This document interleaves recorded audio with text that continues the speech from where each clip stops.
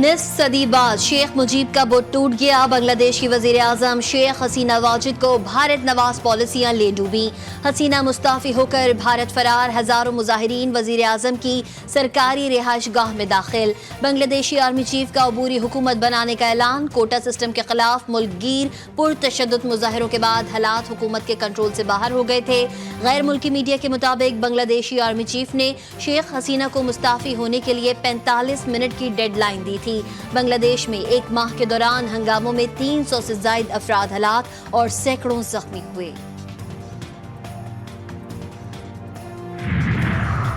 Ajit dwell کی بھارتی air base پر حسینہ واجد سے ملاقات. مکمل سیکیورٹی کی یقین دہانی. بنگلہ دیش سے فرار ہو کر بھارت پہنچنے والی سابق بنگلہ دیشی وزیر اعظم نے بھارتی قومی سلامتی کے مشیر سے ملاقات کی. بھارتی میڈیا کے مطابق حسینہ واجد بنگلہ دیشی فضائیہ کے C-130 طیارے پر بہن کے ہمراہ بھارت کے غازی آباد میں واقع ہندون ایئر بیس پہنچیں. بھارتی فضائیہ اور ایجنسیاں محفوظ مقام پر منتقلی تک حسینہ واجد کو سیکیورٹی فراہم کر رہی ہیں. والدہ بہت مایوس ہوئی ہیں، اب سیاست میں واپس نہیں آئیں گی. بنگلہ دیش کی مستعفی وزیر اعظم حسینہ واجد کے بیٹے اور ان کے انفارمیشن اور کمیونیکیشن ٹیکنالوجی کے مشیر سجیب واجد نے برطانوی میڈیا سے گفتگو کرتے ہوئے کہا ہے کہ حسینہ واجد نے جب اقتدار سنبھالا تو بنگلہ دیش ایک غریب ملک اور ناکام ریاست تھی. امریکہ میں مقیم سجیب کا کہنا تھا کہ مظاہرین کے خلاف حکومت کا رد عمل بالکل درست تھا. کچھ بچے جو ہے تقریباً 1/3 آف دیم وہ آلریڈی پاکستان جا چکے ہیں. جو ریمیننگ تھے ان میں آدھے سے زیادہ ہمارے پاس ہائی کمیشن میں سیف اینڈ سیکیور ہیں. وہ الحمدللہ تمام کے تمام بچے بالکل خیر خیریت سے ہیں. جو ان کے پیرنٹس ہیں ہمارا ان کے ساتھ بھی رابطہ ہے. سچویشن بہت فلوئڈ ہے. بنگلہ دیش میں تمام پاکستانی طلبہ محفوظ ہیں. دیگر طلبہ پاکستانی ہائی کمیشن میں بھی موجود ہیں. پاکستانی ہائی کمشنر سید احمد معروف نے GTV نیوز سے گفتگو کرتے ہوئے کہا کہ طالب علموں کے والدین سے مسلسل رابطے میں ہیں. امید ہے کہ حالات بہتری کی طرف جائیں گے.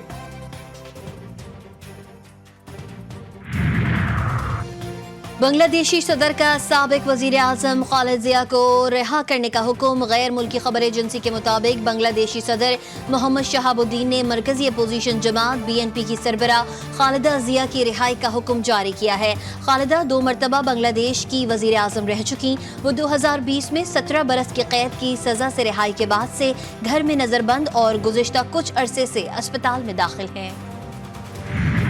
پاکستان کی فوج ہے، یہ ایک قومی فوج. آپ یہ پہلے سوال کریں کہ یہ اس فوج کے جو افسر ہیں، جو اس کے جوانان ہیں، جو اس کے غازی ہیں، ویٹرنز ہیں، اس کے شہداء کے ان کی جو اولادیں ہیں وہ کہاں سے آتی ہیں؟ کہ وہ اس ملک کے متوسط علاقوں سے آتے ہیں. تو یہ جو آپ کی فوج ہے، اس کے جو افسر ہیں، اس کے جو جوان ہیں، یہ اس ملک کا اشرافیہ تو نہیں ہے. پاک فوج کے افسران اور جوان اس ملک کی اشرافیہ نہیں. کیا تنقید کی وجہ سے کام کرنا چھوڑ دیں؟ DGISPR لیفٹیننٹ جنرل احمد شریف چودھری نے نیوز کانفرنس کرتے ہوئے کہا رواں برس دہشت گردوں اور ان کے سہولت کاروں کے خلاف 32,622 آپریشن کیے.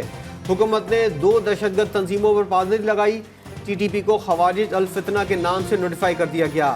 اسمگلنگ کے سوال پر DGISPR نے جواب دیا بلوچستان کے ایرانی سرحد سے متصل علاقوں میں بنیادی سہولیات اور روزگار کی کمی ہے. بلوچستان کے ان علاقوں کے لوگوں کا انحصار ایران سے تجارت پر ہے. اگر ایرانی سرحد مکمل بند کر دیں تو مافیا کو فوج کے خلاف بات کرنے کا موقع ملے گا.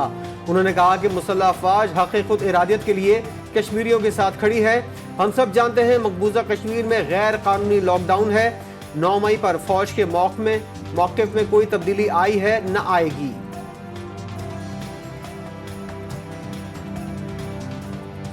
اگست کی مناسبت سے یوم استحصال کشمیر کے موقع پر میں یہ پیغام دینا چاہتا ہوں کہ افواج پاکستان حق خود ارادیت کی منصفانہ جدوجہد میں مقبوضہ کشمیر کی بہادر عوام کے ساتھ کھڑی ہے. نیکٹا کی ماہانہ کاؤنٹر ٹیررزم انٹیلیجنس کانفرنس اعلامیے کے مطابق کانفرنس میں سیکیورٹی صورتحال اور ممکنہ خطرات کا جائزہ لیا گیا. حالیہ کالعدم قرار دی جانے والی تنظیموں بشمول حافظ بہادر گروپ اور مجید بریگیڈ کے خلاف آئندہ کیے جانے والے اقدامات پر غور کیا گیا. دہشت گرد تنظیموں کے خلاف اداروں کی مشترکہ انٹیلیجنس کی بنیاد پر آپریشنز کا فیصلہ بھی کیا گیا. وزیر اعظم شہباز شریف کا یوم استحصال کشمیر پر آزاد کشمیر قانون ساز اسمبلی کے خصوصی اجلاس سے خطاب. کہا 5 اگست کو بھارتی حکومت نے غاصبانہ طور پر جموں کشمیر کے حقوق بھی چھین لیے. آرٹیکل 370 اور 35A کا خاتمہ کیا. قائد اعظم نے کشمیر کو پاکستان کی شہرک قرار دیا تھا.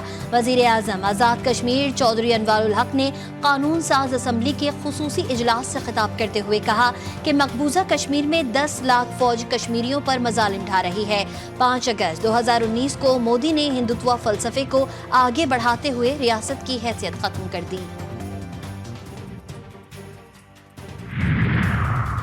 وزیر خارجہ اسحاق ڈار نے کہا ہے کہ مقبوضہ کشمیر کی خصوصی حیثیت ختم کرنا مودی سرکار کی خام خیالی ہے.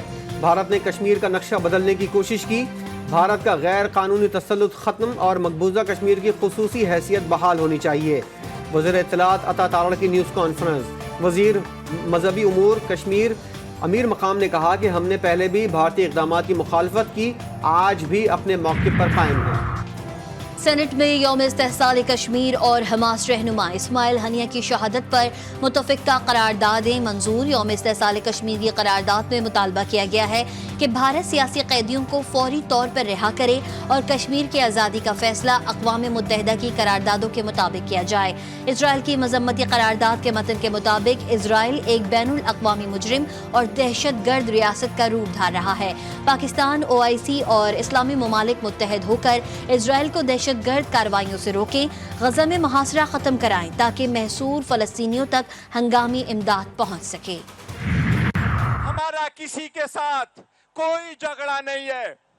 ہم چڑھائی نہیں کرنا چاہتے, ہم دعویٰ نہیں بولنا چاہتے, لیکن ایک ملک میں 2 قانون نہیں ہو سکتے.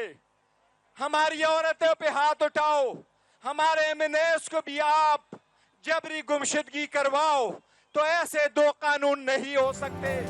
بانی PTI کے اپنے بیانیے پر قائم رہنے کو نسلیں یاد رکھیں گی. آپ نے کہا تھا بانی PTI پر کانٹا لگائیں گے, عوام نے آپ پر کانٹا لگا دیا. چیئرمین تحریک انصاف بیرسٹر گوہر نے سوابی کے جلسے عام سے خطاب کرتے ہوئے کہا یہی طریقہ رہا تو عوام مزاحمت کی طرف جائیں گے. بانی PTI سمجھوتا نہیں کریں گے, ڈٹے رہیں گے.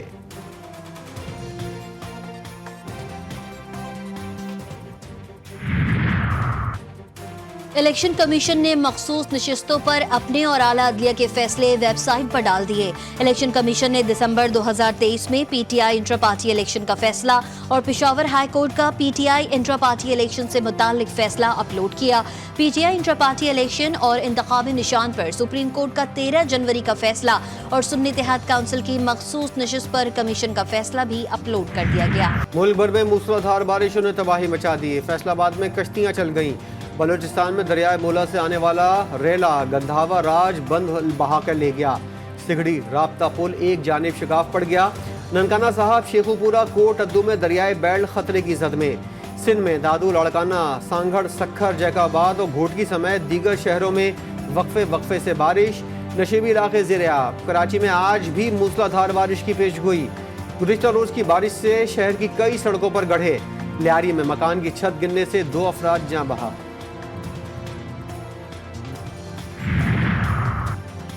سینیٹر اعجاز چودھری کے پروڈکشن آرڈرز جاری کرنے کے لیے درخواست سینٹ سیکریٹریٹ میں جمع. قائد حزب اختلاف سینیٹر شبلی فراز نے پروڈکشن آرڈر کے لیے درخواست جمع کرائی. سینیٹر اعجاز چودھری کوٹ لکھپت جیل میں قید ہیں. ملک بھر میں ماہ سفر کا چاند نظر نہیں آیا. مرکزی رویت ہلال کمیٹی کے مطابق آج 6 اگست بروز منگل کو محرم الحرام کی 30 اور 7 اگست بروز بدھ کو یکم سفر ہوگی. اربعین امام حسین 26 اگست بروز پیر کو ہوگا. عالمی بینک 5 سال میں پاکستان کو $8 ارب سے زائد قرض دے گا. اقتصادی امور ڈویژن کے مطابق عالمی بینک کی جانب سے ملنے والے فنڈز مختلف ترقیاتی منصوبوں پر خرچ ہوں گے. پاکستان میں عالمی بینک کے تعاون سے 58 منصوبوں پر کام جاری. ان منصوبوں کی مجموعی لاگت 84 ارب 80 کروڑ روپے ہے, جبکہ پاکستان کو اب تک 6 ارب 16 کروڑ ڈالر مل چکے ہیں. ایران کے صدر مسعود پزشکیان نے کہا ہے کہ اسماعیل ہنیہ کا قتل اسرائیل کی بڑی غلطی ہے. جواب دیا جائے گا. آزادی, جمہوریت اور انسانی حقوق کے سب سے بڑے دشمن اپنی دہشت گردانہ کارروائیوں اور گھنونے جرائم کے ارتکاب کے لیے اپنی سائنسی اور آپریشنل صلاحیتوں کو بروئے کار لا رہے ہیں. امریکی وزیر خارجہ اینٹونی بلنکن نے G7 ممالک کو ایرانی ممکنہ حملے سے خبردار کر دیا۔ اسرائیلی اور امریکی میڈیا کا دعویٰ، کہا ایران اور لبنانی مزاحمتی تنظیم اگلے کچھ گھنٹوں میں اسرائیل پر حملہ کر سکتی ہے۔ ممکنہ طور پر یہ حملے سابقہ ایرانی حملوں سے مختلف ہوں گے۔ یہ واضح نہیں ہے کہ جوابی کارروائی کیا شکل اختیار کرے گی۔ غزہ کے 2 اسکولوں اور 30 فلسطینی جان سے گئے۔ اسپتال کے احاطے میں قائم خیمہ بستی پر حملے میں 44 فلسطینی شہید، 80 زخمی۔ صہیونی فوج نے البریج اور المغازی کیمپ پر بھی حملے کیے۔ امریکہ میں کساد بازاری کے خدشات ایشیائی مارکیٹس کو لے ڈوبے۔ جاپان میں 12.5% کی تاریخی مندی ریکارڈ۔ تائیوان اور جنوبی کوریا کے انڈیکس 8% سے زائد گر گئے۔ شنگھائی، ہانگ کانگ اور ممبئی اسٹاک مارکیٹ میں بھی مندی کا رجحان۔ کرپٹو کرنسی بٹ کوائن کی قیمت بھی $50,000 سے نیچے آ گئی۔